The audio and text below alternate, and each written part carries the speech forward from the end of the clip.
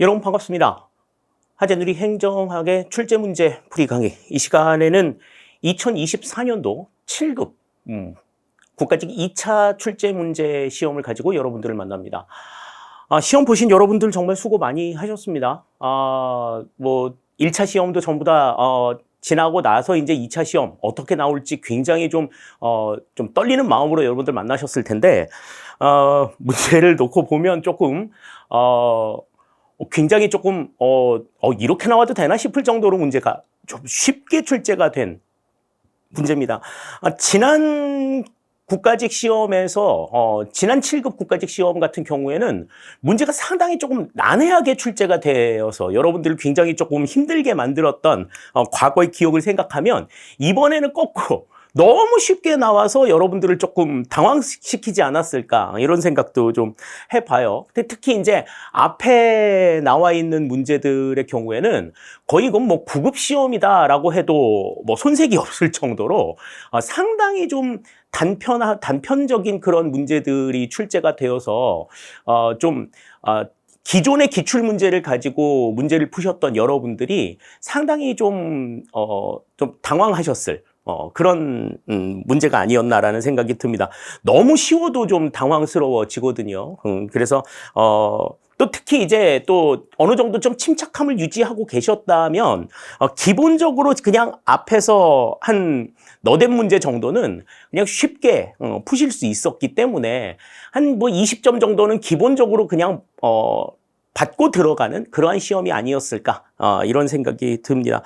뭐 전반적으로 문제 상당히 좀 쉬운 편이었고, 물론 뭐 이제 뒷부분으로 가면 이제 기존의 이제 기출 문제의 스타일을 그대로 가지고 있는 7급 유형의 문제들이 나오기는 했지만, 전반적으로 봤을 때 문제가 그렇게 어려운 문제는 아니었다. 그리고 막 좀 심화 부분이라든지 지역적인 이런 부분들의 출제는 가급적 좀 지양이 된 상태이고, 기본적인 내용을 충실하게 공부했다고 하면 뭐 어떠한 유형으로 나와도 다 풀 수 있을 만큼의 평이한 수준의 문제가 나왔기 때문에 여러분들이 이번 시험에서 뭐 좀 앞에 쉬운 문제를 보고서 좀 흥분하지 않았다면, 평정심을 유지할 수 있었다면 능히 뭐 90점 이상의 88점에서 90점 이상, 92점 이상의 문제를 점수를 얻을 수 있지 않았을까, 이렇게 판단이 되는 그런 유형들의 문제였어요. 그래서 지금부터 이제 각 단원별 출제 경향이나 그다음에 문항별 난도 분석을 좀 해보고 1번부터 25번까지 문제가 어떻게 출제가 되었는가 하는 것들을 같이 한번 생각을 해보기로 하겠습니다.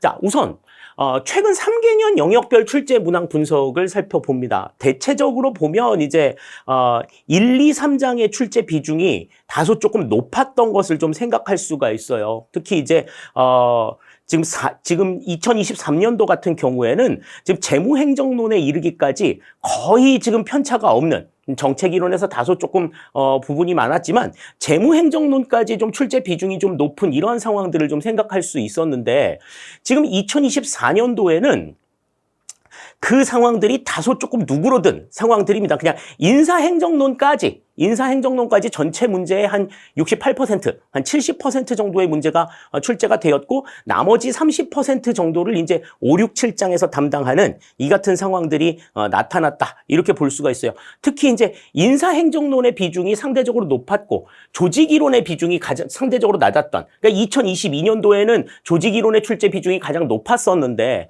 이제 지금 2024년도를 보시면 조직이론의 출제 비중이 행정환류론과 마찬가지로 가장 좀 낮은 수준의 출제를 보였다 하는 점이 이번 2024년도 영역별 출제의 경향이라고 볼 수가 있겠습니다.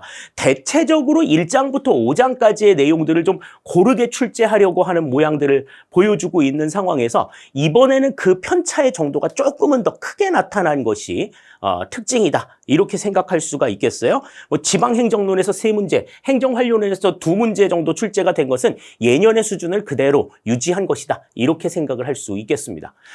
자, 다음 이제 문항별로 난이도를 좀 분석을 해볼게요. 자, 문항별로 난이도를 보시면 난이도 상급의 문제는 단연코 없었다. 이렇게 볼 수 있겠습니다. 뭐 난이도 상급의 문제가 이거 있지 않냐? 이렇게 따질 수 있는 부분들이 있는데 7급에서는 뭐 그 정도 문제들은 풀어주셔야 돼요.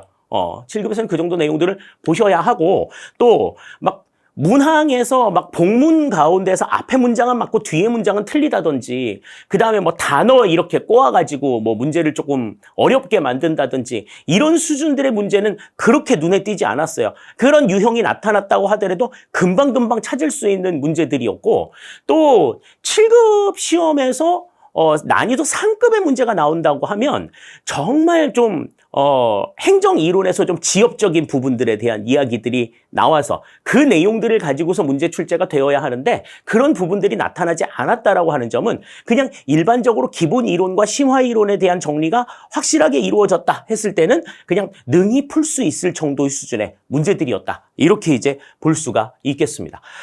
자, 그러면 이제 1번부터 25번까지 문제가 어떻게 출제가 되었는가 하는 것들을 좀 생각을 해 보시죠. 아까 지금 뭐 문항별 난도에서도 나왔습니다만 1, 2, 3, 4, 5번이 순서대로 지금 전부 다 난이도 하급의 내용들을 지금 차지하고 있기 때문에 이 부분에 대해서는 뭐 그렇게 많은 시간을 할애하지는 않을 것 같습니다. 자, 1번 문제부터 볼게요. 자, 윌슨의 규제 정치 이론에서 수입 규제가 유발하는 정치 경제적 상황은 그랬습니다. 자, 수입 규제라고 하는 거는 이제 수입할 품목과 하지 않을 품목들을 구분하는 거죠. 이거는 수입해, 이거는 하지 마. 뭐 이렇게 이야기하는 거야. 이거는 이 수입 규제 같은 경우에는 뭐 지금은 이제 나타나지 않는 내용이라고 설명을 드렸어요. 이게 보호무역의 한 일종이죠.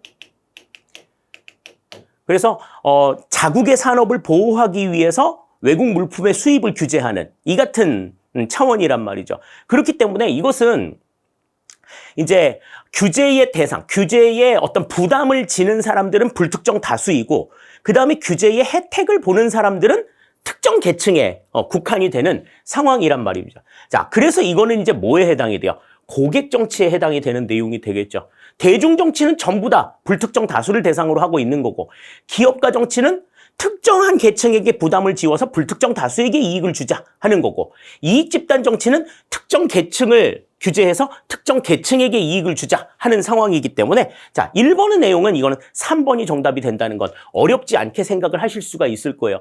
각각의 규제 정치 이론의 이제 예시로 등장하는 내용들이 무엇인가 하는 것들 분명하게 정리해둬야 된다고 말씀을 드렸죠. 그렇다라고 하면 이거는 뭐 능히 풀 수 있는 문제라고 볼 수가 있겠습니다. 1번의 정답 3번이 되겠고요. 자, 다음 2번입니다.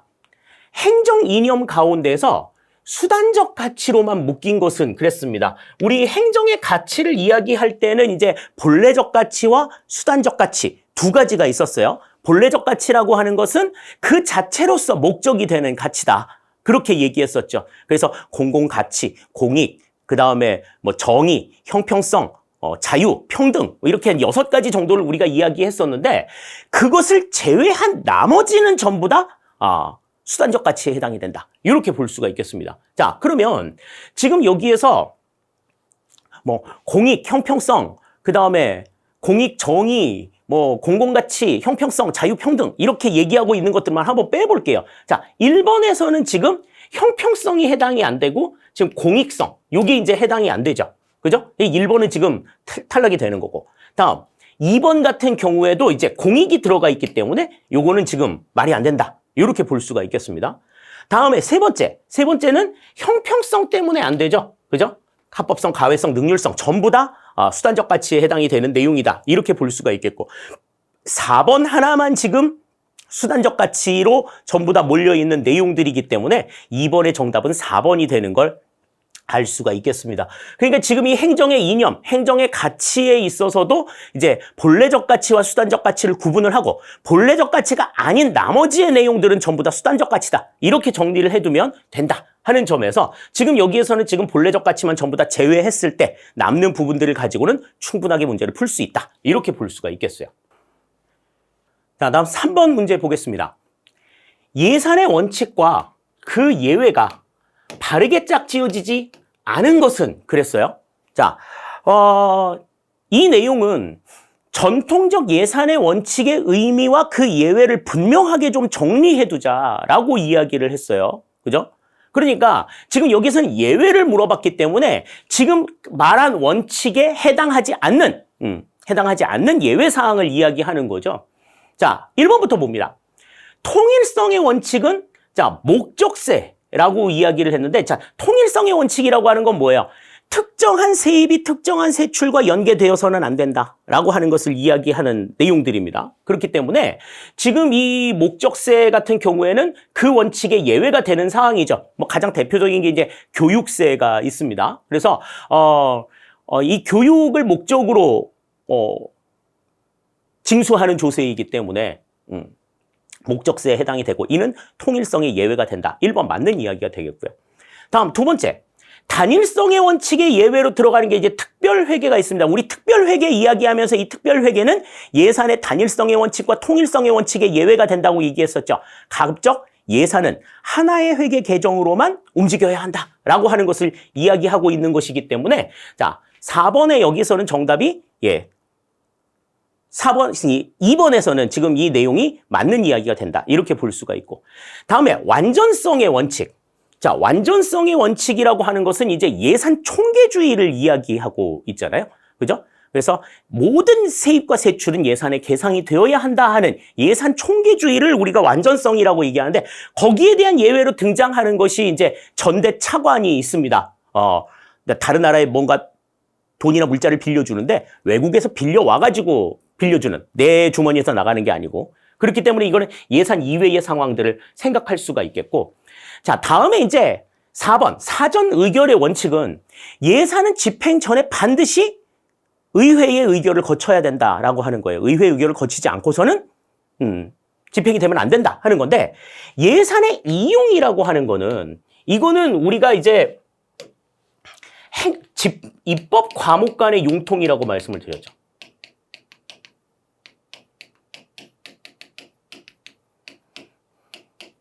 장관항. 입법 과목 간의 융통이기 때문에 반드시 국회 의결을 거쳐야 한다라고 하는 내용이에요. 그렇기 때문에 이거는 사전 의결의 원칙에 부합이 되는 내용이다. 예. 이렇게 이제 볼 수가 있습니다. 예외 사항이라고 볼 수가 없는 거죠. 예외 사항이라고 하면은 이제 전용이 예외 사항이어야 되는데 지금 여기에서는 예외 사항이 아니라 그냥 이 사전 의결의 원칙에 부합이 되는 상황이기 때문에 지금 이게 이제 만약에 맞는 이야기가 되려고 하면 이 이용 자체가 전용으로 바뀌어야지 맞는 이야기가 되겠지만 지금 이용이라고 하는 것은 국회 의결을 반드시 거친다라고 하는 점에서 예외라고 보기는 어렵다. 이렇게 생각할 수 있겠습니다. 따라서 3번의 정답은 여기선 4번이 된다. 이렇게 우리 생각할 수 있겠어요. 자, 다음 4번입니다. 다음과 같은 특징이 나타나는 정책 네트워크의 유형은 그랬습니다. 자, 정책 네트워크의 유형은 우리가 하위 정부 모형부터 이제 정책 공동체, 인지 공동체까지 두루두루 내용들을 좀 살펴봤었는데, 자, 지금 첫 번째 내용을 보시면 의회의 상임위원회 또는 분과위원회, 행정부처, 이익집단이 형성하는 정책 네트워크를 의미한다. 요거 딱 하나만 보더라도 지금 정답이 2번이 된다 하는 것은 너무나도 잘 알 수가 있죠. 네트워크의 자율성과 안정성이 비교적 높으며 철의 삼각 개념과 거의 동일한 의미를 갖는다. 철의 삼각, 이거는 하위 정보 모형의 별칭이라고 봐도 될 만큼 분명한 내용들이죠. 4번의 정답은 2번이 되는 걸 알 수가 있겠습니다. 이런 문제들을 푸는데 시간이 이렇게 소요되는 것은 그렇게 바람직하지 않은 상황이라고 볼 수가 있어요. 자, 다음 5번 봅니다. 우리나라 행정 통제 방법 중 내부 통제에 해당하는 것은 그랬습니다. 이거는 우리가 이제 기출 문제를 풀 때도 그랬고 동형 모의고사를 풀 때도 그랬고 쭉 설명을 드렸던 내용들이 뭐였어요? 주체가 누구냐? 통제를 하는 주체가 행정부 안에 있느냐 밖에 있느냐 이것만 보면 된다고 얘기를 했어요. 그러니까 이 통제를 시행하는 주체가 행정부 안에 있어야 돼. 그러니까 여기에서는 주어만 보시면 돼요. 감사원, 헌법재판소, 국회, 그다음 지방자치단체 그랬는데 자, 감사원에 여기에서는 지금 주민참여 예산제도니까 주민참여, 주민이 주체가 되겠죠? 그죠? 감사원, 헌법재판소, 국회, 주민. 요렇게 이제 봐야 되겠지? 자, 그러면 지금 여기에서 내부 통제 주체 가운데서 행정부에 해당이 되는 것은 감사원 하나밖에 없습니다. 헌법재판소 독립기관, 국회는 입법부, 주민도 이제 외부 참여자로 인지하고 있기 때문에 5번의 정답은 여기서 1번이 되는 게 맞다. 이렇게 우리 생각을 할 수가 있겠어요. 자, 이렇게 지금 1번부터 5번까지 쫙 다 나온 문제가 그렇게 난이도가 있는 문제가 아니었습니다. 예, 이 점들을 좀 생각하시면서 이제 6번을 보시면 이제 조금 온도가 조금 올라가는 걸 느끼실 거예요. 자, 6번 봅니다. 정치행정 이원론에 대한 설명으로 옳지 않은 것은 그랬어요. 자, 정치행정 이원론. 정치와 행정은 다르다라는 개념이죠. 자, 그러면 옳지 않은 걸 고르래요. 1번부터 봅니다. 엽관주의 극복을 위한 반엽관주의 움직임에 따라 대두되었다. 그렇죠. 반엽관주의. 그러니까 이 관리를 임용하는 데 있어서 충성자, 나에게 충성하는 사람, 집권 세력에게 충성하는 사람들을 뽑는 이 같은 상황들이기 때문에 거의 이러한 내용들이 이제 좀 부정부패라든지 이런 것들을 야기할 수가 있다. 결정을 하는 과정에서 결정하는 과정과 집행을 하는 과정을 좀 분리시켜서 집행 자체를 전문적인 영역으로 만들자라고 하는 개념에서 이제 실적주의가 등장을 했고, 실적주의가 등장하는 이 바탕 아래에서 이제 등장한 개념이 정치행정 이원론이다. 이렇게 이제 생각을 하고 있죠. 1번 그래서 맞는 내용이 되는 겁니다. 다음 2번. 부패한 정치로부터 행정의 분리를 주장했다. 요 내용이 부패한 정치로부터 행정의 분리가 반엽관주의의 의미를 가지고 있는 내용이라고 볼 수가 있는 거죠. 2번도 그래서 맞는 내용이 됩니다. 다음 3번. 행정의 정책 형성 기능 강화로 인해 기능적 행정학을 추구했다. 그랬는데, 자, 정책 형성이라고 하는 거는 정책 의제 설정과 정책 결정을 통합해서 의미하는 거다. 그렇기 때문에 정책 형성 기능을 강화했다고 하면은 이거는 정치행정 이원론이 아니라 정치행정 이론론의 입장이라고 볼 수가 있는 거죠. 정치행정 이원론은 정책 형성 기능에 전혀 관여하지 않는다라고 봤기 때문에 6번에서는 3번이 지금 틀린 내용이 된다. 이렇게 볼 수가 있어요. 자, 다음. 윌슨은 행정을 관리와 경영의 영역으로 규정하였다. 그러니까 관리의 영역이기 때문에 집행만 담당하고 또 경영의 영역이다. 경영과 행정은 그렇게 같은 수단을 쓰기 때문에 다르지 않다라고 하는 점에서 이제 공사행정 이론론의 입장을 가지고 있다 하는 것도 생각을 해두셔야 되는 거죠. 따라서 6번의 정답은 3번이 된다. 이렇게 우리 볼 수 있겠습니다. 자, 다음 7번이에요. 다음 상황에 해당하는 지각 오류는 그랬습니다. 자, 지각 오류. 어떠한 오류들이 있는가, 어떤 판단들을 하는 데 있어서 나타나는 여러 가지 이제 오류 상황들이 있었잖아요. 자, 그 오류 가운데서 조금 이제 좀 깊이 있는 여러 가지 종류들의 오류를 좀 두루두루 이야기를 하고 있었는데, 자, 첫 번째 보시면 공격적 성격의 소유자는 다른 사람도 공격적으로 보기 쉽다. 그러니까 내가 공격적이면 쟤도 공격적일 거야. 내가 그러니 쟤도 저럴 거야. 이렇게 생각하는 거지. 내가 좋으면 쟤도 좋을 거야. 이렇게 생각하는 이 같은 형태의 오류라는 거죠. 자, 노조 대표와 관리층 대표는 자신의 불신 감정을 다른 집단에게로 전가한다. 네가 그래서 그런 거 아니야. 자기도 그러면서. 네가 나를 못 믿어서 그래. 그럼 너는 나를 믿어? 이렇게 하면 할 말 없으면서 내 감정을 다른 사람에게 전가시키는 이러한 형태의 오류를 뭐라고 하느냐 하는 거죠. 자, 첫 번째. 대조 효과입니다. 대조 효과는 이 어떤 같은 대상이라고 하더라도 누구하고 어떠한 비교군과 비교하느냐에 따라 가지고 결과값이 다르게 나올 수 있다는 거죠. 그러니까 나를 초등학생하고 비교해가지고 키를 비교해. 그러면 오 크네 이렇게 얘기할 수 있지만 이제 서장훈 같은 농구 선수를 데려다 놓고 나를 비교해. 그러면 에이 짱네 이렇게 얘기할 수 있는 거죠. 똑같은 존재인데 누구하고 비교하느냐에 따라서 결과값이 달라지는 이 같은 형태의 오차를 우리가 대조 효과라고 얘기를 합니다. 자, 다음에 이제 두 번째 투사. 투사라고 하는 것은 이제 나의 감정을 다른 사람들에게 옮겨서 대리만족을 하게 한다든지, 지금 여기선 대리만족의 내용들은 안 나와 있지만 그 외 우리 속담에 내가 자기가 춤추고 싶어서 동서를 권한다라고 하는 이 같은 내용들이 나와 있는 것들이 이제 그에 해당한다 이렇게 볼 수가 있는 거죠. 그래서 내가 가지고 있는 감정을 다른 사람에게 전가하고 다른 사람에게 이입시켜서 그 다른 사람들이 움직이는 걸 보고 나 스스로의 만족을 느끼게 하는 이 같은 상황들이 투사가 되는 겁니다. 그래서 먹방 보고서 먹방 컨텐츠 보면서 막 대리만족 느끼는 이러한 상황들이 투사라고 말씀을 드렸잖아요. 자, 다음에 세 번째, 후광 효과. 후광 효과라고 하는 건 우리가 이제 교재에서 연쇄 효과라고 이야기했었어요. 헬로 이펙트라고 하는 연쇄 효과. 연쇄 효과라고 하는 것은 어떤 특정한 한 부분의 평가 결과가 다른 항목의 평가 결과에 영향을 미치는 이 같은 상황들을 우리가 후광 효과, 연쇄 효과라고 이야기한다. 자, 다음에 기대성 착오라고 하는 거는 어떤 거냐? 기대성 착오라고 하는 건 내가 이미 어떠한 이 상황이 어떠한 결과가 나올 거다라고 하는 기대를 이미 사전에 가지고 있어.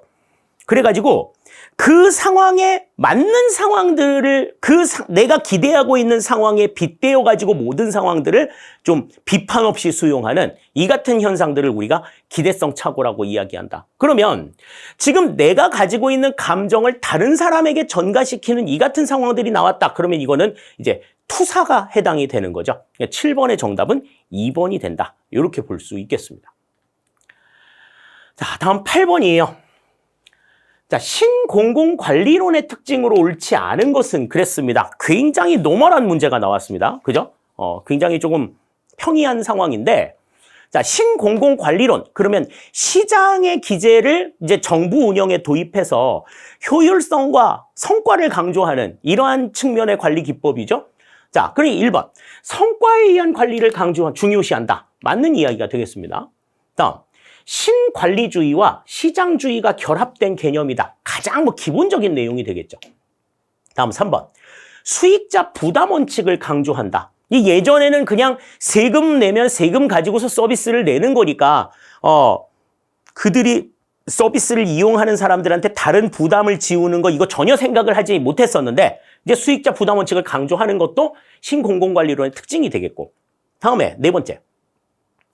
분절화의 축소와 조직 구조의 통합 조정을 강조한다. 그랬는데 자, 분절화를 축소한다든지 조직 구조의 통합 조정은 신공공관리론에서 강조하는 내용들은 아니죠. 신공공관리론에서는 오히려 분절화를 더 강조했었는데 이 분절화를 줄이고 가능한 좀 다른 내용들은 좀 묶어보자 라고 했던 내용들은 이거는 탈신공공관리에 대한 특징이라고 볼 수가 있습니다. 탈신공공관리에 해당하는 내용이다. 이렇게 이제 볼 수가 있어요. 그렇기 때문에 8번에서는 정답이 여기선 4번이 정답이 된다. 이렇게 볼 수가 있죠. 특히 이제 신공공 서비스를 이제 위시한 신공공관리에서 벗어나자라고 하는 움직임이 이제 여기에 해당이 되는 내용이라고 생각하시면 되겠습니다. 자, 다음 9번입니다. 정책 평가에 대한 설명으로 옳지 않은 것은 그랬습니다. 자, 정책 평가. 정책에 대한 문제가 좀 상대적으로 좀 연달아서 지금 나와 있는 모습들을 보고 있는데 지금 여기 9번도 그렇고 이제 10번도 그렇고 전부 다들 그렇죠. 자, 이 정책 평가는 아까 우리 내부 통제하고도 좀 맥이 좀 같은 그런 부분들이기 때문에 어떤 방법에 의해서 평가가 이루어지느냐에 따라 가지고 그 의미들을 좀 분명하게 정리할 필요가 있다고 말씀을 드렸어요. 자, 일단 내부 평가는 기관 내부에서 평가를 주도한다. 맞는 이야기죠. 그리고 외부 평가와 비교하면 평가의 활용성이 높다. 왜? 그 내부의 속사정을 전부 다 감안해 가지고 평가가 이루어지고 있기 때문에 외부에서 피상적으로 보는 결과와는 다르게 그 평가 결과를 액면 그대로 받을 수 있다고 말씀을 드렸어요. 1번 맞는 이야기가 됩니다. 다음 2번. 비용 편익 분석은 정책 실행이 가져올 모든 비용과 편익을 화폐 단위로 계량화하여 비교하는 방법으로서 그렇죠. 모든 비용과 편익을 화폐 단위로 바꾼다. 그래서 정책의 능률성과 대응성을 측정하기에 효과적이다라고 얘기했는데 자, 정책의 능률성을 측정하기에는 좋아요. 그죠? 그러나 대응성을 측정하기에는 효과적이지 못하다. 이 부분이 조금 문제가 될 수가 있겠죠. 그래서 지금 2번은 여기서는 맞지 않는 내용이다. 이렇게 볼 수가 있겠습니다. 자, 다음 총괄평가는 정책이 종료한 시점에서 효과성이나 능률성 등 다각적 관점에서 결과를 살펴보는 것이다. 이 총괄평가는 우리가 이제 뭐라고 했어요? 영향평가라고도 이야기하죠. 결과를 놓고서 평가하는 거야. 결과를 놓고서 그 결과가 어떻게 나타났는가. 그걸 이제 효과성이나 능률성 차원에서 보는 방법이다. 이렇게 볼 수가 있겠고. 다음 4번 평가성 검토는 본 평가를 실시하기 전에 평가의 소망성과 실행 가능성을 개괄적으로 검토하는 예비평가이다. 그러니까 이게 정말 이 대상이 평가를 받을 만한 대상이냐, 이 평가를 통해 가지고 더 나은 결과를 기대할 수 있느냐, 요거를 이제 보는 게 평가성 검토라고 말씀을 드렸죠. 4번도 맞는 이야기가 된다. 이렇게 볼 수 있겠습니다. 따라서 9번의 정답은 여기서는 2번이 틀린 내용이 된다. 이렇게 생각할 수 있겠네요. 자, 다음 10번입니다. 또 정책 이론이에요. 정책 집행에 대한 내용인데 이번에는 옳은 것을 골라라 그랬습니다. 옳은 것을 골라라. 지금 이 옳은 것을 골라라 그러면 난이도가 상당히 좀 상대적으로 좀 높아지는 그런 부분들이라고 볼 수 있는데, 자, 1번부터 보시면 하향식 접근 방법은 후방 접근법이라고 불리며 정책 집행 현장에서 집행 조직과 정책 사업 간의 상호작용의 중요성을 강조한다 그랬는데, 자, 후방 접근법은 그 엘모어가 주장한 대표적인 상향식 접근 방법의 하나죠. 그렇기 때문에 하향식 접근 방법에 되지 않습니다. 네. 정책 집행 현장에서 집행 조직과 집행 사업 간의 상호작용의 중요성을 강조하는 것은, 이거는 버먼이 강조한 적응적 집행이에요. 이 적응적 집행 역시도 뭐예요? 이것도 상향식 접근 방법에 해당이 된다. 그러니까 이거는 하향식 접근 방법이 아니라 상향식 접근 방법이 되는 거죠. 네, 1번 그래서 틀린 내용이 됩니다. 다음 2번.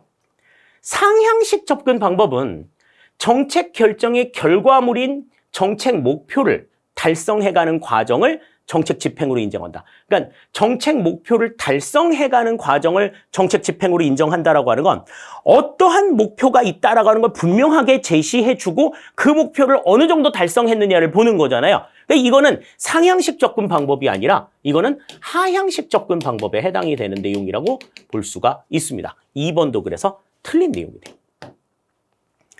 자, 다음 3번.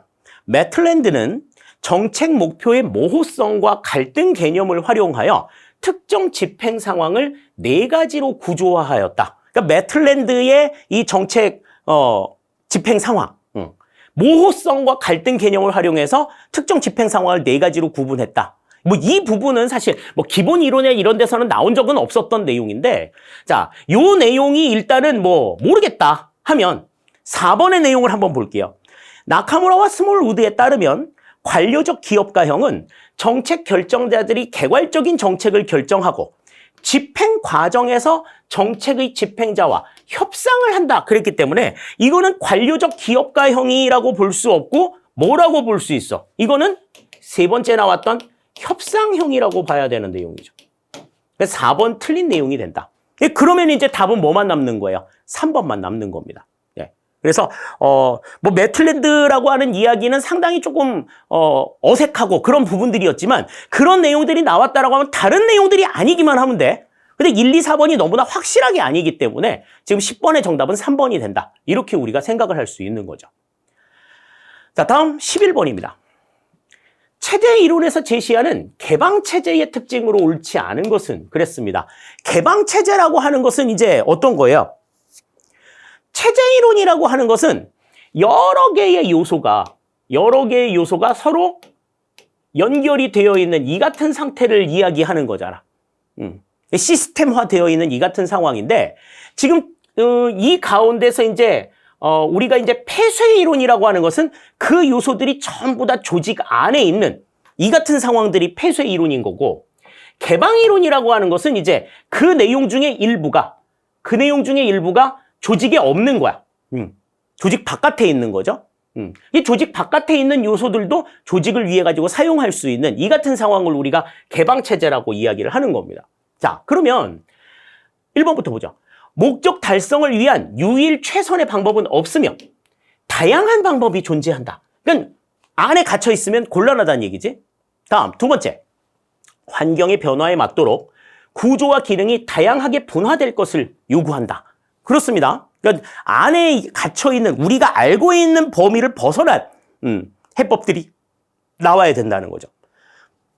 다음 3번, 체제의 에너지 소모로 인한 소멸 가능성을 강조한다. 그랬는데 자, 체제의 에너지 소모로 인해서 각각의 요소들이 체력을 소진해가지고 소멸해서 없어질 가능성은 이거는 폐쇄체제에서 강조되는 내용이지.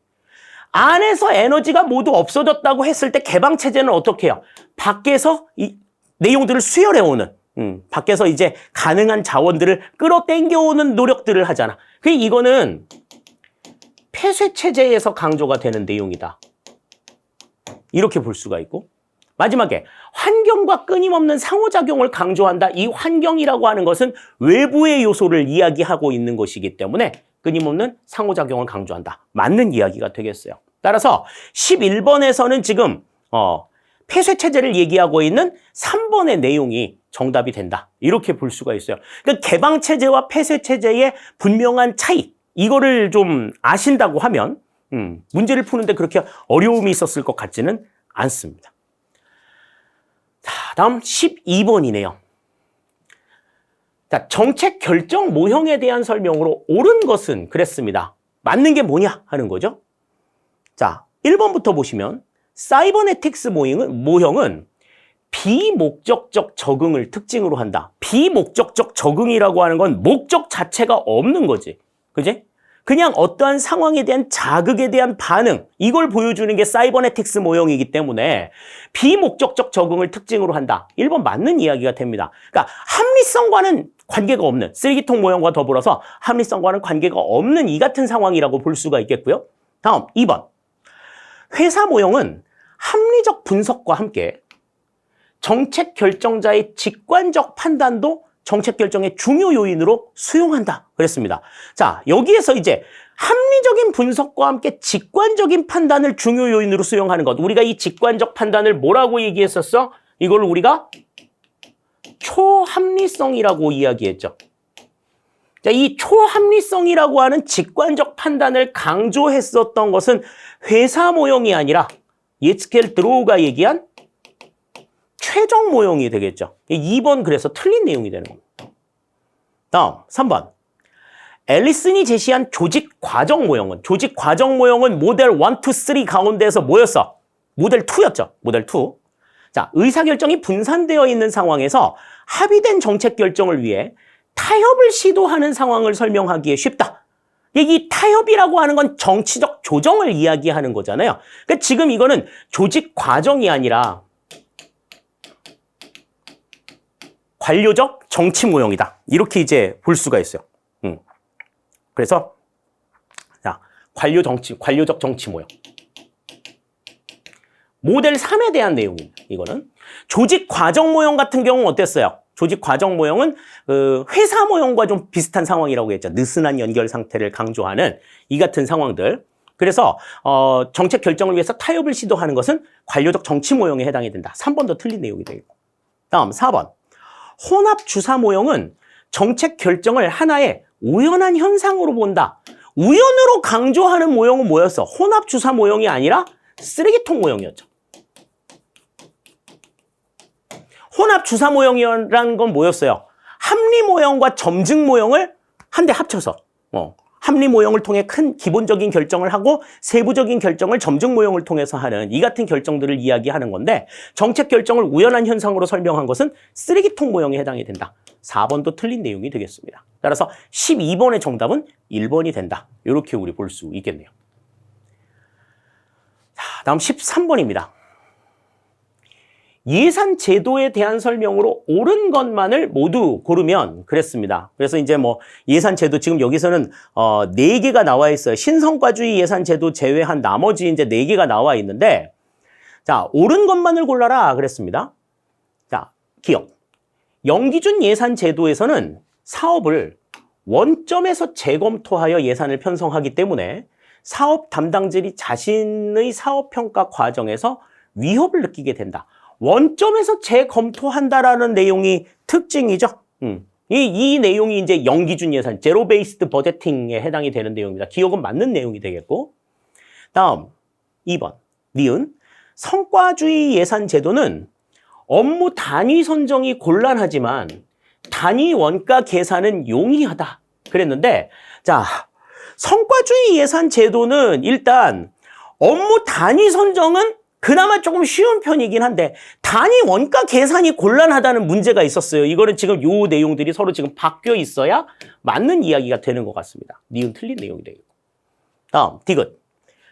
계획예산 제도는 의사결정 집권화를 완화할 수 있고 목표 달성의 계량화를 용이하게 할 수 있다. 그랬는데 계획예산 제도 같은 경우에는 예산을 논의하는 것이 계획을 담당하는 최고 결정권자들에 한해서만 이루어지기 때문에 의사결정의 집권화를 완화시키지 않고 오히려 심화시킬 수 있다는 문제가 있죠. 그리고 목표 설정의 계량화 자체도 곤란한 상황들이 나올 수가 있습니다. 이거 목표 설정의 계량화가 이루어지지 않으면 이 계획예산 제도는 이루기가 어려운데 용이하게 할 수 있다라고 하는 것은 틀린 내용이 돼요. 목표 설정의 계량화를 전제로 한다. 이렇게 해야 맞는 이야기가 되겠죠. 그러니까 디귿도 틀린 내용이 되는 거예요. 다음, 리을. 품목별 예산 제도는 행정부의 예산 집행 과정에서 유용이나 남용을 방지할 수 있고 함부로 쓰는 것을 막을 수 있고 예산 심의가 용이하여 행정부에 대한 의회의 권한을 강화할 수 있다. 그러니까 품목별 예산 제도는 그런 통제 중심적인 예산 제도다. 이렇게 생각을 할 수가 있는 거죠. 자, 그래서 리을 맞는 이야기가 되는 겁니다. 따라서 지금 기역, 니은, 디귿, 리을에서는 맞는 내용이 기역과 리을 두 개밖에 없다. 기역과 리을을 담고 있는 2번이 여기서는 정답이 되는 것 확인을 할 수 있을 것 같습니다. 자, 다음 14번입니다. 예산 집행 과정의 신축성 유지 방안에 대한 설명으로 옳은 것만을 모두 고르면 그랬습니다. 예산 집행의 신축성 유지 방안에 대해서도 우리가 이제 기본 내용 설명하면서 내용들을 말씀을 드렸어요. 이 신축성 유지 방안은 전부 다 전통적 예산 원칙의 예외다. 이렇게 말씀을 드렸죠. 그래서 각각의 내용들이 어디에 예외가 되는가 하는 것들은 좀 생각할 필요가 있다 그랬는데, 자, 기억봅니다. 예산의 전용이란 각 기관, 장, 관, 항 간에 상호 융통하는 것을 말한다. 그랬는데 이거는 앞에서 우리가 한번 봤죠. 3번 문제에서 본 것 같은데. 자, 장, 관, 항. 이거는 입법 과목에 해당하는 내용이고, 입법 과목 간의 상호 융통을 하는 것은 전용이 아니라 이용이 되는 겁니다. 기억은 그래서 틀린 내용이 돼요. 자, 이 예산의 전용, 그러면 이제 세 항목 간의 융통을 행정 과목 간의 융통을 이야기하는 거고, 지금 이 장관 항 간의 상호 융통을 하는 것은 입법 과목이기 때문에 이용에 해당이 된다. 다음, 니은. 예산의 명시 2월이란 예산 성립 후 연도 내 지출 원인 행위를 하고 불가피한 사유로 지출하지 못한 경비와 지출 원인 행위를 하지 아니한 그 부대 경비의 금액에 대한 2월을 말한다. 그랬습니다. 연도 내에 지출 원인 행위를 했는데 비용 지출이 안 돼 있는 상황에서 불가피하게 2월이 이루어진 상황은 명시 2월이 아니라 이거는 사고 2월에 해당이 된다. 이렇게 볼 수 있죠. 명시 2월이라고 하는 것은 예산을 편성하는 과정에서 2월이 예상이 되어서 그 2월의 내용들을 예산 항목에 넣고 국회의 승인을, 국회의 의결을 거쳐가지고 이루어지는 2월을 이야기하는 거고, 사고 2월이라고 하는 것은 예산을 편성할 당시에는 2월이 일어날지 몰랐어. 그냥 예산 성립이 이루어진 다음에 발생하는 상황에 대해서 이루어진 2월을 이야기하는 거기 때문에 니은은 틀린 내용이 된다. 이렇게 볼 수 있어요. 자, 다음 디귿. 예비비란 예측할 수 없는 예산 외의 지출, 예산 초과 지출에 충당하기 위해 세입세출 예산에 계상한 금액을 말한다. 그러니까 예측할 수 없는 상황들, 이런 것들이 나타나면 사용하는 게 예비비다. 이렇게 볼 수 있고. 다음, 예산의 이체란 정부 조직 등에 관한 법령의 제정, 개정 또는 폐지로 인해 그 직무와 권한의 변동이 있을 때에 예산도 이에 따라 변경하는 것을 말한다. 그러니까 디귿, 리을은 전부 다 맞는 이야기가 된다. 이렇게 볼 수 있겠습니다. 따라서 14번에서는 지금 기역, 니은을 제외한 디귿, 리을이 정답이 되는 것 우리가 확인을 할 수 있겠네요. 자, 14번의 정답은 4번이 되겠습니다. 자, 다음 15번입니다. 자, 이제 지방행정론의 문제가 나왔어요. 자, 국가와 지방자치단체 간의 사무 배분에 대한 설명으로 옳지 않은 것은 그랬습니다. 그러니까 국가와 지방자치단체 간의 사무 배분. 원칙적으로는 이제 국민들과 가장 밀접한 연관이 있는 것은 지방자치단체가 먼저 행하고, 형평성을 조금 논의해야 될 부분은 이제 중앙정부에서 행하는 이 같은 모습들을 보여주는데, 각각의 내용들의 이제 이 사무 배분의 원칙과 관련된 내용들도 지금 나와 있습니다. 자, 그러면 옳지 않은 걸 고르래요. 1번부터 봅니다. 기관 위임 사무는 주로 지방적 이해관계보다 국가적 차원의 이해관계가 크게 걸려있는 사업이 대상이며, 지방자치단체 그 자체에 위임한 사무이다. 그러니까 지방자치단체 그 자체에 위임했다고 하면 그냥 그 일을 어떻게 해야 될 것인지는 지방자치단체가 알아서 정하도록 하는 이 같은 상황이죠. 그 지방자치단체 그 자체에 위임한 사무는 우리가 단체 위임 사무라고 이야기를 하고, 이 기관 위임 사무 같은 경우에는 지방자치단체 그 자체가 아니라 지방자치단체장에게 위임한 사무다. 이렇게 봐야지 맞는 이야기가 된다. 그래서 중앙정부가 어떻게 해야 될지에 대한, 일을 수행해야 될지에 대한 방법만 알려주면 지방자치단체장이 이제 국가의 아바타가 돼서 그대로 움직이는 이러한 사무가 기관 위임 사무다. 그래서 이 위임 사무 가운데에서 단체 위임 사무와 기관 위임 사무를 좀 구분할 수 있었어야 됩니다. 1번 틀린 내용이에요. 다음 2번. 효율성의 원칙은 보충성의 원칙을 받아들인다 해도 사무에 따라서는 보다 넓은 지역을 담당하는 광역 지방자치단체나 중앙정부가 1차적인 책임을 지고 처리하는 것이 훨씬 효율적일 수 있다는 것이다. 그러니까 이 효율성의 원칙이라고 하는 것은 사무를 수행하는 데 있어서 누가 사무를 수행하는 것이 보다 더 경제적이겠냐. 보다 좀 더 경제적일 수 있는 자치단체에다가 사무를 배분하는 것이 낫다고 하는 거죠. 그러니까 보충성의 원칙이나 기초자치단체 우선의 원칙을 적용해서 무조건 기초자치단체에만 줄 것이 아니라 이거는 그냥 한꺼번에 싹 쓸어가지고 될 수 있다. 그러니까 땅을 팔 때 그냥 포크레인으로 한 삽 뜨느냐, 아니면은 그냥 야전삽 가지고서 파느냐. 어느 게 더 경제적일 수 있냐. 그러니까 포크레인 가지고 한 삽 뜨면 그냥 된다. 그러면 그냥 한 삽 뜨고 끝나는 거야. 이런 방식이 효율성의 원칙이라는 거죠. 자, 그래서 때로는 성격에 따라서는, 사업의 성격에 따라서 광역자치단체나 중앙정부가 책임을 담당하는 것이 효율적일 수 있고, 그렇다라고 하면 그 단체에다가 업무를 배분하는 것이 좋다 하는 거죠. 다음 3번. 포괄성의 원칙은 지방자치단체가 배분받은 사무에 대해 배타적인 권한을 행사할 수 있도록 해야 한다는 내용도 포함한다. 그러니까 포괄성의 원칙은 관련된 모든 사무들을 한꺼번에 넘겨줘야 된다라는 원칙이죠.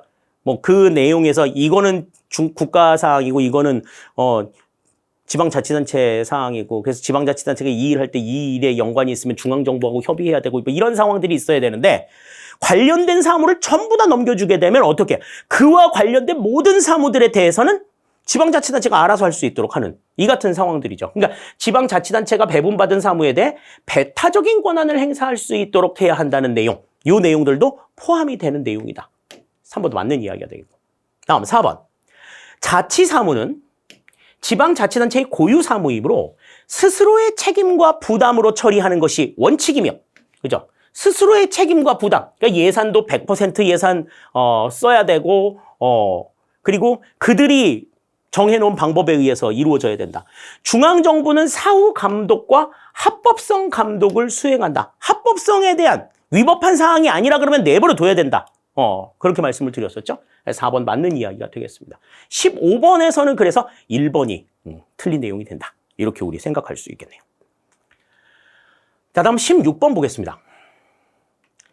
공무원의 신분 보장 및 징계에 대한 설명으로 옳지 않은 것은 그랬습니다. 뭐 공무원의 신분 보장, 징계 뭐 이런 것들은 대체적으로 뭐 휴직이나 그다음 뭐 직위 해제 뭐 이러한 내용들, 이 휴직, 직위 해제 뭐 그다음에 뭐 직권 면직, 뭐 직권 면직까지는 아니라고 하더라도 그러니까 공무원의 신분을 보장하면서 그러니까 공무원의 신분을 보장해서 자신의 의사에 반하는 어떤 인사 처분이라든지 이런 것들을 거부할 수 있는 이 같은 권한들을 이야기하죠. 자, 그러면 1번부터 봅니다.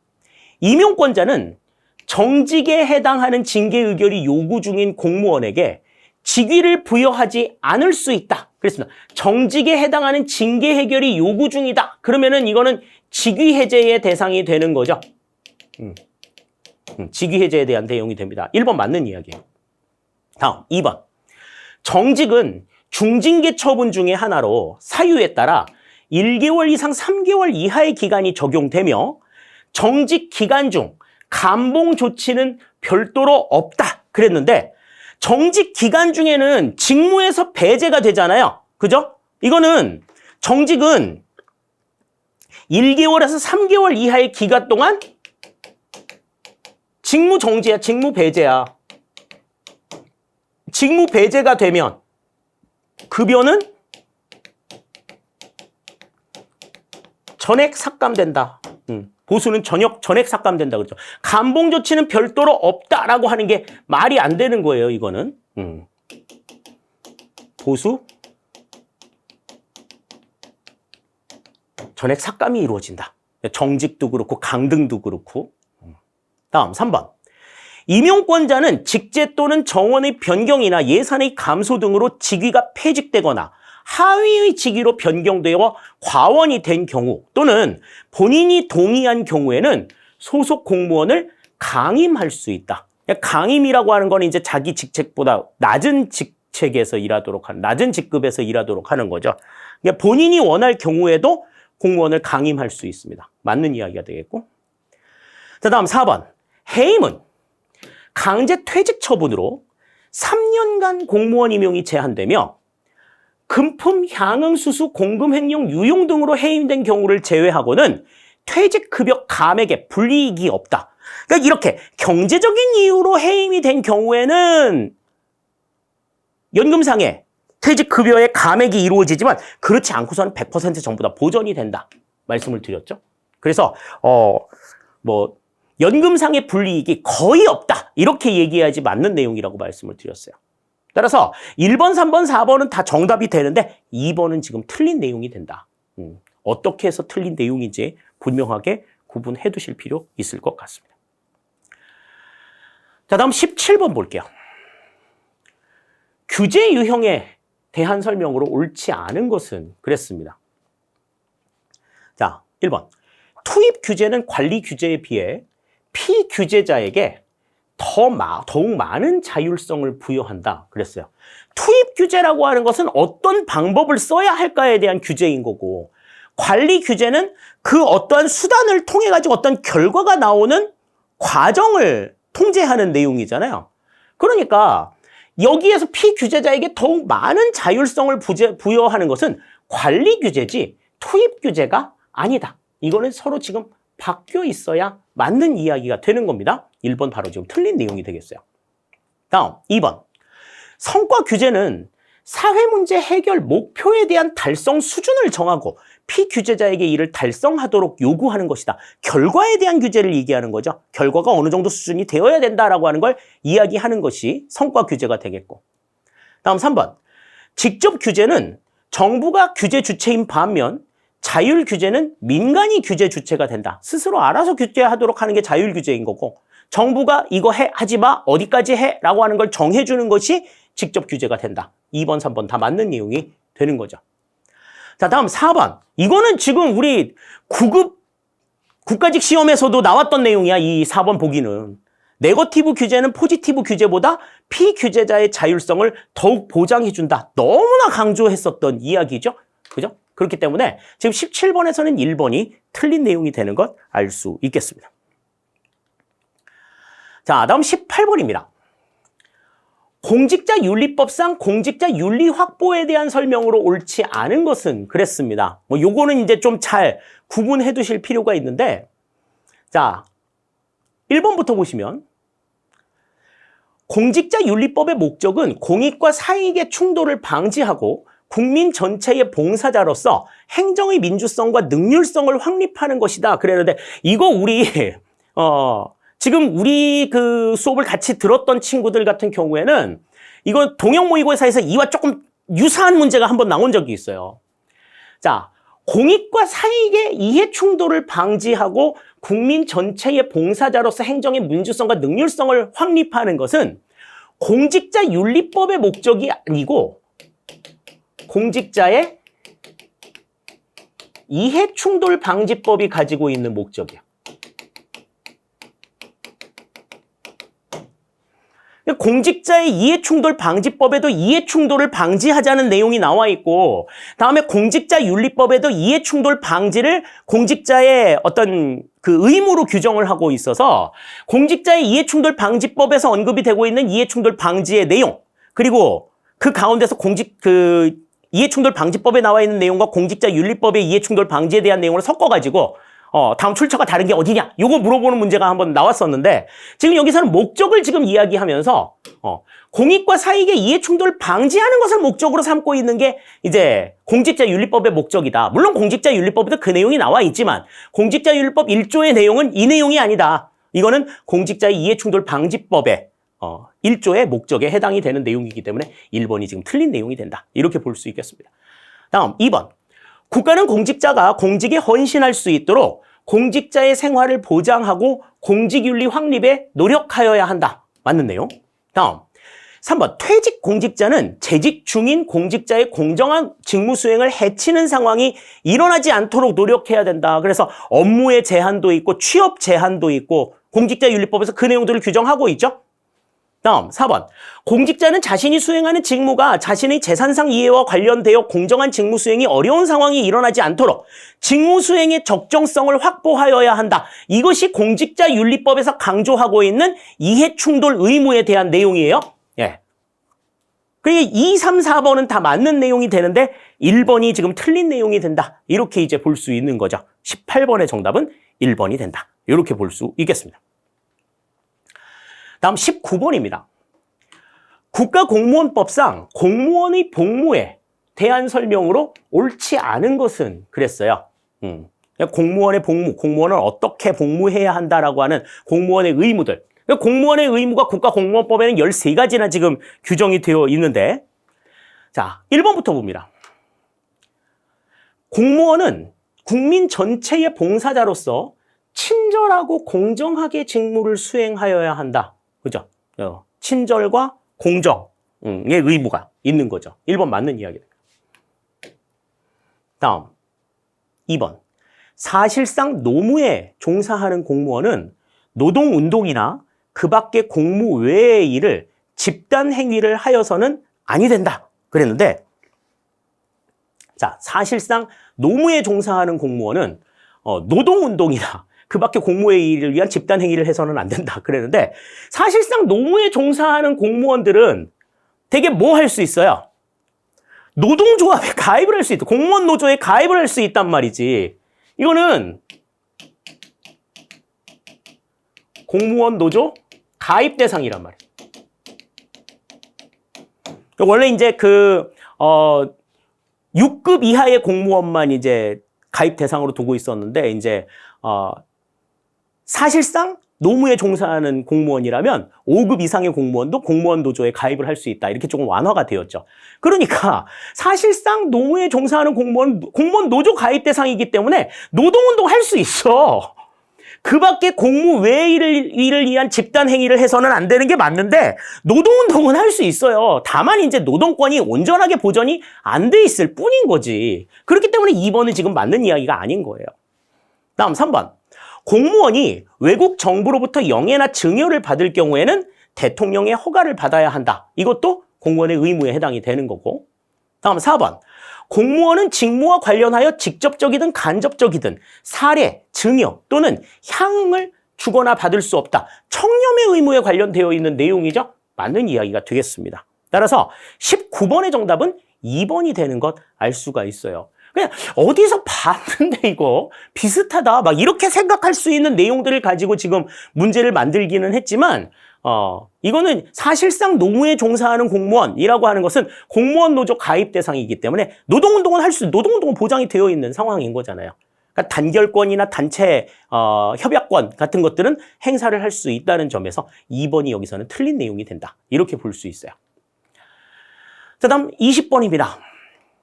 정책 의제에 대한 설명으로 옳지 않은 것은 그랬습니다. 자, 1번.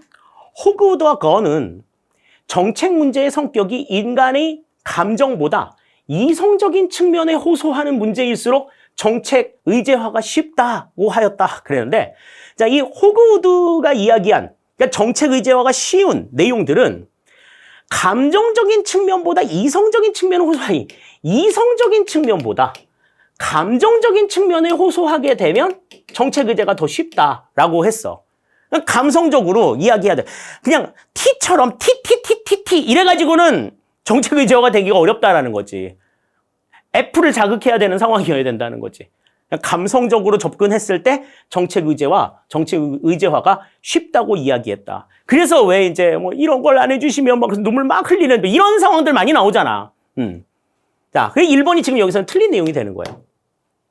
다음, 외부 주도형의 정책 의제 설정 모형은 다원화되고 민주화된 선진국에서 많이 나타난다. 그렇죠. 외부의 요구를 정부가 수용하는 상황들이니까 다원화되고 민주화된 선진국에서 많이 나타난다고 볼 수 있고.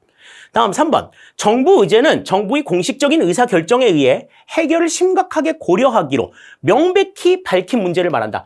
공식적인 의사결정을 바탕으로 해서 해결을 하도록 하는 의제. 정부가 채택한 의제가 되는 거죠. 맞는 이야기들. 다음. 바흐라흐와 바라츠는 기존 질서의 변화를 주장하는 요구가 정치적 이슈가 되지 못하도록 하는 가장 직접적인 수단으로 폭력을 제시하였다. 그렇죠.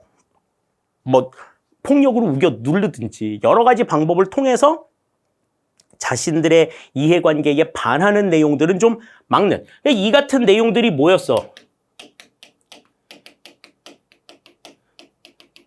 무의사결정이라고 말씀을 드렸었죠. 그렇기 때문에 지금 여기에서는 20번에서는 1번이 지금 틀린 내용이 되고 2, 3, 4번은 전부 다 맞는 내용이 된다. 이렇게 우리 생각할 수 있겠습니다. 자, 다음 21번이에요. 실적주의의 정당화 근거로 옳지 않은 것은 그랬습니다. 자, 실적주의는 왜 필요하냐? 여기에 대한 내용들. 실적주의의 장점과 관련된 내용들이죠. 자, 1번. 공직 취임에 대한 기회균등을 보장한다. 가장 대표적인 근거가 되겠고, 행정의 능률성을 제고하고 행정의 공정성과 안정성을 확보할 수 있다는 점 전부 다 실적주의의 정당화 근거였어요. 행정에 대한 민주적 통제를 강화한다라고 하는 민주적 통제 강화는 행정 통제의 주체들이 점점 늘어난다라고 하는 건데 실적주의 같은 경우에는 성과를 강조하는 전문성을 강조하는 내용들이기 때문에 민주적 통제를 강화하지는 않는다. 이렇게 이제 볼 수가 있죠. 따라서 21번에는 4번이 틀린 내용이 된다. 뭐 간단한 내용인 것 같습니다. 자, 다음 22번 보겠습니다. 직업 공무원제에 대한 설명으로 옳지 않은 것은 그랬어요. 자, 직업 공무원제 그러면은 우리가 이제 젊은 인재를 공직에 영입해서 일생토록 근무하도록 하는 이 같은 체제를 이야기하죠. 그래서 무엇보다도 이제 직업의 안정성이 좀 강조가 되어야 한다 하는 측면들을 보여주는 제도인데요. 자, 1번부터 봅니다. 공무원의 직업의식을 고무시키는 시스템이며 공직에 대한 자부심과 일체감을 제고한다. 그렇죠. 그러니까 우리는 선택받은 사람들이야 라고 하는 공직자로서의 어떤 자부심 이런 것들을 갖게 하는 내용입니다. 1번 맞는 내용이 되겠고 다음 젊은 인재를 공직에 임용하여 장기간 근무하게 만드는 제도이다. 이게 이제 뭐 직업 공무원 제도의 가장 기본적인 정의라고 볼 수가 있겠죠. 자, 다음 3번. 외부 환경에 대한 적극적 대응과 새로운 지식 및 기술 도입이 활성화되어 행정의 전문성을 강화한다. 그랬습니다. 물론 뭐 이제 이 행정의 전문성을 강화하는 측면은 뭐 맞는 내용이라고도 볼 수가 있는데 외부 환경에 대한 적극적인 대응, 새로운 지식이나 기술의 도입, 이거는 이게 이제 행정의 전문성을 강화하느냐? 그렇지는 않아요. 이 외부 환경에 대한 적극적인 대응이나 새로운 지식, 기술 도입을 통해서는 행정의 방식이 바뀌어지는 것들은 있을 수 있겠지만 행정의 전문성을 강화하는 요소로 이 두 가지가 나타나지는 않는다. 그리고 왜 이 직업공무원제 같은 경우에는 약간의 이제 폐쇄적인 조직의 형태들을 가지고 있어서 공직에 대한 자부심이나 일체감을 높일 수 있는 이러한 상황들이 될 수는 있지만 외부 환경에 대한 어떤 적극적인 대응, 이런 것들이 이루어지기는 다소 조금 힘든 상황이라고 볼 수가 있죠. 3번 그래서 틀린 내용이 되겠고요. 다음 4번. 계급제를 근간으로 하며 정부 업무의 안정성과 계속성을 확보할 수 있다는 장점이 있다. 이 점들은 정부 업무의 안정성과 계속성, 직업의 안정성을 확보할 수 있도록 하는 이 같은 상황들에 대해서는 이제 맞는 내용이 된다. 이렇게 볼 수가 있어요. 22번의 정답은 그래서 3번이 된다. 이렇게 볼 수 있겠습니다. 자, 다음 23번이에요. 정부 간 관계 이론에 대한 설명으로 옳지 않은 것은 그랬습니다. 이 정부 간 관계에 대한 내용은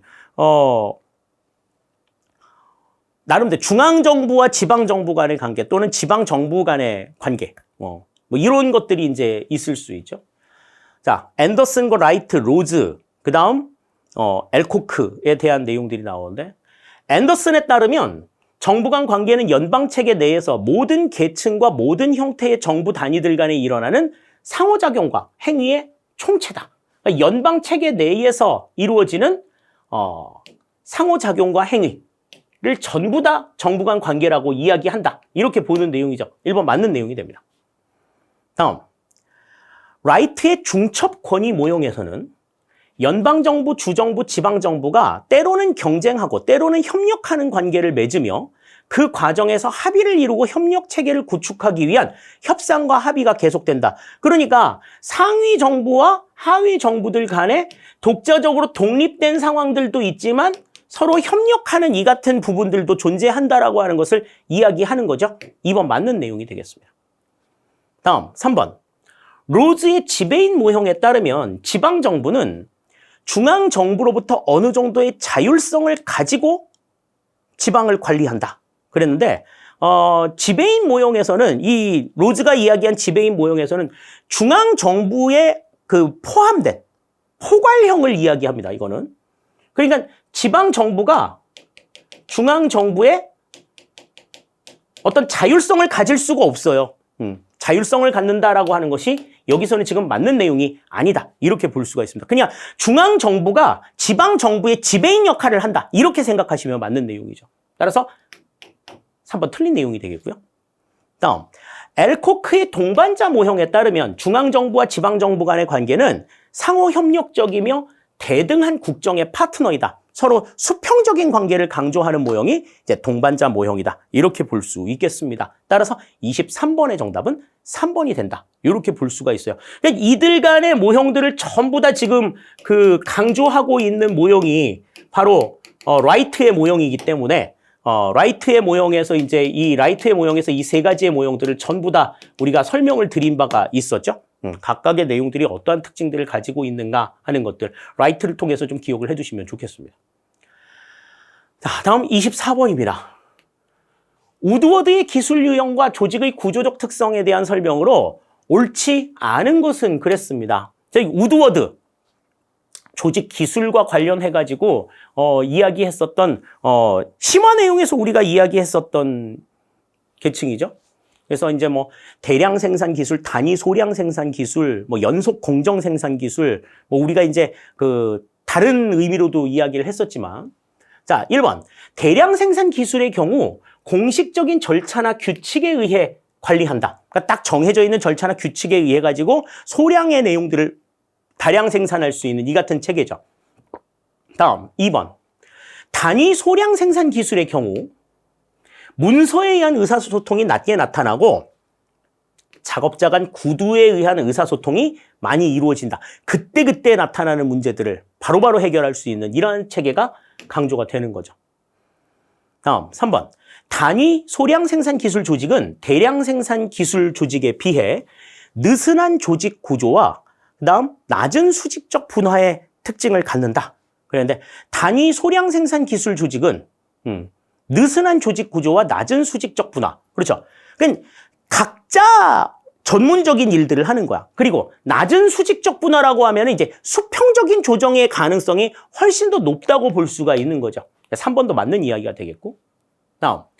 단위 소량 생산 기술에서 연속 공정 생산 기술로 기술의 복잡성이 증가함에 따라, 그러니까 단위 소량 생산 기술은 아까도 얘기했었지만 느슨한 조직 구조를 바탕으로 자기가 전문적인 일들을 했었지만, 연속 공정 생산 기술이라고 하는 것은 앞에서 해온 일을 바탕으로 해서 일을 하는 거기 때문에 앞 단위에서 일이 제대로 안 돼 있으면 내가 일을 못 한단 말이지. 자, 기술의 복잡성이 증가하기 때문에 전체 구성원 중에서 관리자가 차지하는 비율이 감소한다 그랬는데, 자, 전체 구성원 중에서 관리자가 차지하는 비율을 우리가 뭐라고 얘기했어요? 행정 농도라고 이야기했었죠. 전문성이 높아지게 되면 행정 농도는 감소하지 않고 증가하게 됩니다. 그러니까 기술의 복잡성이 증가하게 되면서 여러 가지 기술들이 나오게 되면서 한 사람이 그 기술을 전부 다 확인하기 어려워진단 말이지. 그러면 행정 농도는 증가하게 된다. 이렇게 볼 수 있습니다. 4번 그래서 틀린 내용이 되겠죠. 24번의 정답은 4번이 된다. 이렇게 볼 수 있겠습니다. 자, 다음 25번 보겠습니다. 딜런의 원칙에 대한 설명으로 옳은 것은 그랬습니다. 자, 딜런의 법칙이라고 하는 것은, 이게 딜런이라고 하는 이 판사가 지방 정부의 권한은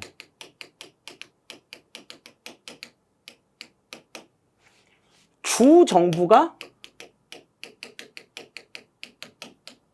위임한 범위에 한정이 된다.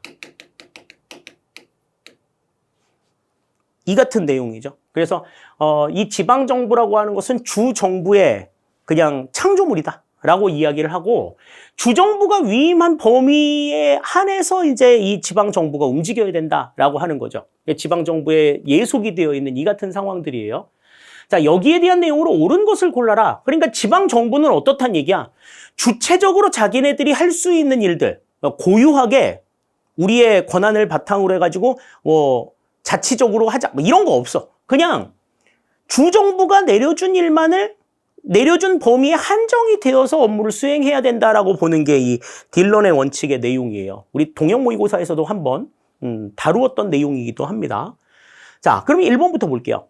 지방정부의 절대적 권리를 인정하고 주정부가 이를 폐지할 수 없다는 것을 강조한다. 이거 전혀 없는 내용인 거지.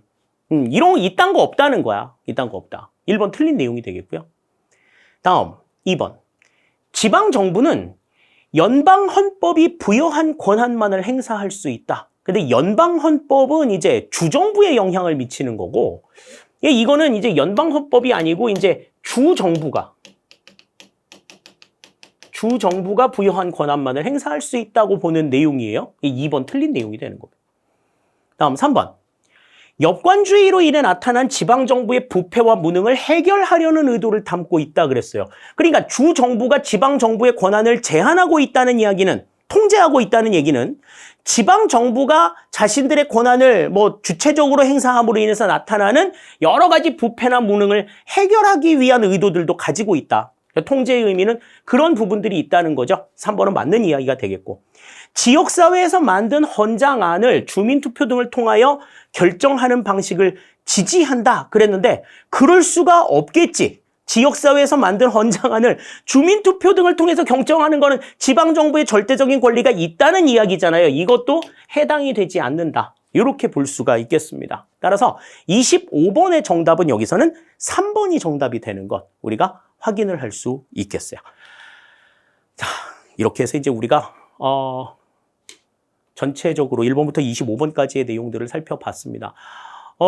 문제를 보셔서 이제 아시겠습니다만은 문제가 그렇게 어려운 문제가 아니었어요. 문제가 어렵지 않다라고 느끼셨다면 여러분들이 기본 수업을 굉장히 충실하게 받으셨고 그 기본 수업의 내용들을 충실하게 이해하셨다. 이렇게 생각하시면 되겠습니다. 그렇게 이해를 하셨으면은 80점대 후반의 점수는 능히 맞으실 수 있다. 이 부분은 감히 말씀드릴 수 있었던 이 같은 시험이에요.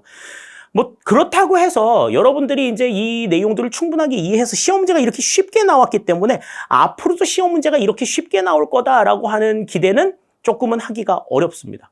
작년에 시험 문제가 상당히 어려웠고 올해 시험 문제 극히 쉬웠기 때문에 이제 내년도 2025년도의 시험 문제는 그 중간 정도의 수준으로 나오지 않을까? 그러니까 올해 시험 문제보다는 다소 조금 어렵겠지만 작년보다는 조금 쉬운 수준의 문제가 나올 거다. 이런 부분들의 예상을 조금 할 수 있는 그러한 시험이지 않았나 생각이 들어요. 기본 이론에 대한 정리 무엇보다도 중요하다 하는 것을 다시 한번 일깨워주는 그런 시험의 내용이었다고 생각이 됩니다. 혼자서 공부할 수 있는 내용이 분명 아니에요. 행정학이라고 하는 것은. 그럼에도 불구하고 여러분들이 이제 만약에 좀 고득점을 얻으셨다면 그 주어져 있는 기본 내용들을 굉장히 충실하게 소화하신 결과가 아닌가 이렇게 이제 생각할 수가 있겠고 앞으로 이제 7급 공무원 시험을 준비하시는 수험생들 입장에서도 기본 내용을 정말 좀 충실하게 다지는 것이 무엇보다도 중요하다 하는 시사점을 안겨주는 그러한 시험이었다고 생각을 합니다. 그러니까 문제 쉽게 나왔다고 해서 뭐 자만하거나 오만하실 일 전혀 아니고요. 보다 조금 더 기본에 더욱더 집중하시는 그러한 수험 자세 계속해서 유지해 주시기를 당부를 드릴게요. 자, 2024년 7급 국가공무원 2차 공개채용시험 출제 문제 해설 여기서 모두 마무리를 짓도록 하겠습니다. 여러분들 뭐 어떻게 문제를 풀어야 할지에 대한 감각 이런 것들을 충분하게 일깨우셨으리라 믿고요. 여러분들의 수험 생활에 도움이 되셨기를 당부를 드립니다. 해설 마칩니다. 감사합니다.